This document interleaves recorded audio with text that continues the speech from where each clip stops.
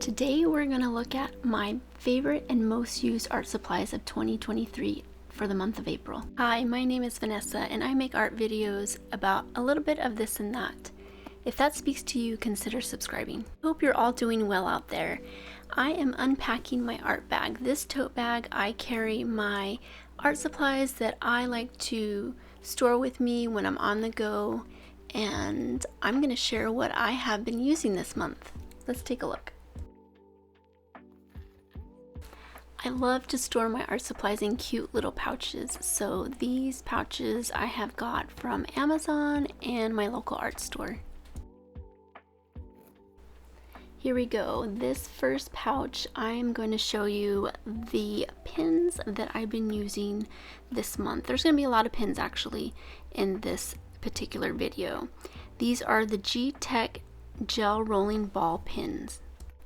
The tip is 0.4 millimeter and it's ultra fine point, clean, precise line, assorted colors. I like these because they're easy to use, smooth flow, and it doesn't skip. And you can get a very fine line for fine detailing work. I've been using this a lot in my sketchbook this month. I like this set, the colors that it comes with, and here I'm showing you the very fine, I would describe it as needle thin, point that you get for drawing. I also like the aesthetic of the pin with the clear barrel, and you can see how much ink you have remaining before you need to restock.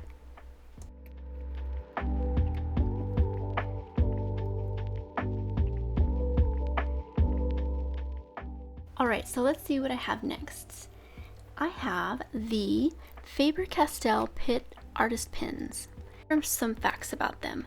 They are permanent Indian ink, acid-free and archival, waterproof and light fast. It comes with a nice brush tip, and I feel that it's a good balance of firmness and flexibility when drawing with them. I like that I can get a thinner point for finer details, and then when I want to cover more surface area, I can use the side of it. Furthermore, which gives me to achieve wider strokes. Another thing I like about these pins is that it comes with a wide range of colors, so you can have big color selection, and I don't own all the colors, although I do have quite a bit here. You can pick up a lot of them based on your colors that you prefer. I also like that the handle shows you the color that is the color of the ink.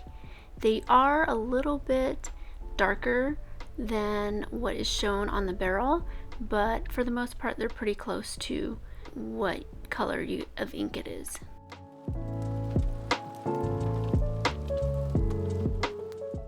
And here you can see the brush tip.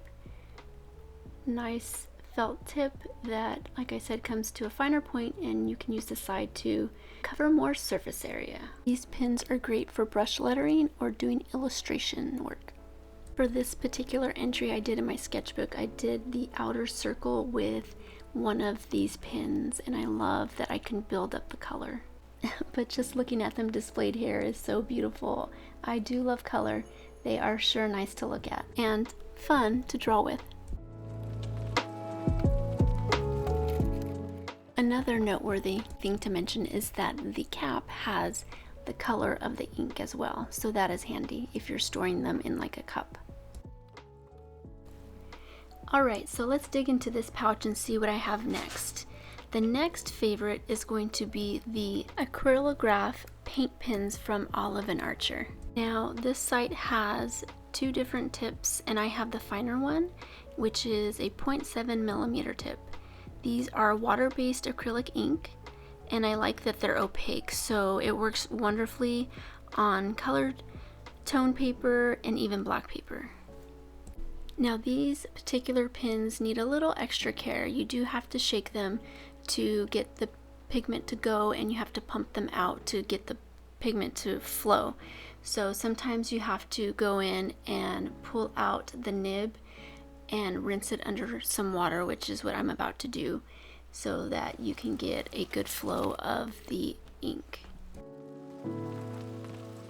Going back to this drawing that I did with those gel pens, I used the Acrylograph to outline the dogs.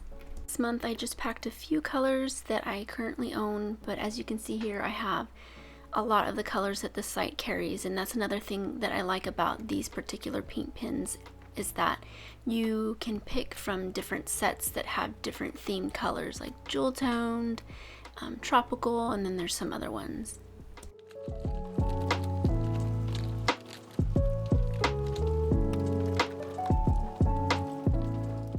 Alright guys, let's go ahead and move on to the next favorite. It's going to be another pen, and this time it's going to be the Le Pen Flex Tip Pen.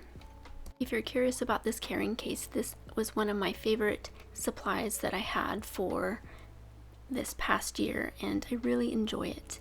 So I'll put that down in the description if you're curious about it. The set that I have here is described as pastel pack, which I do agree there are some pastel colors and there are some that are not. The tip is flexible, rubberized brush tip.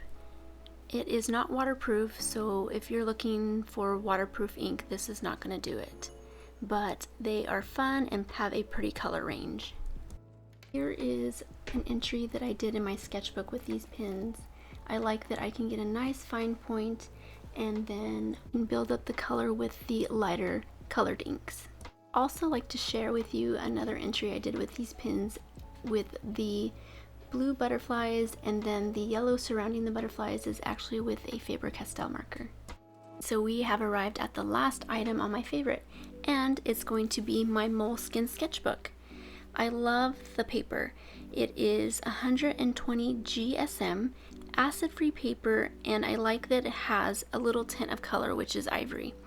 The cover is hard, which I do like, so it keeps the paper protected, and the corners are rounded, so you don't have to worry about denting the corners.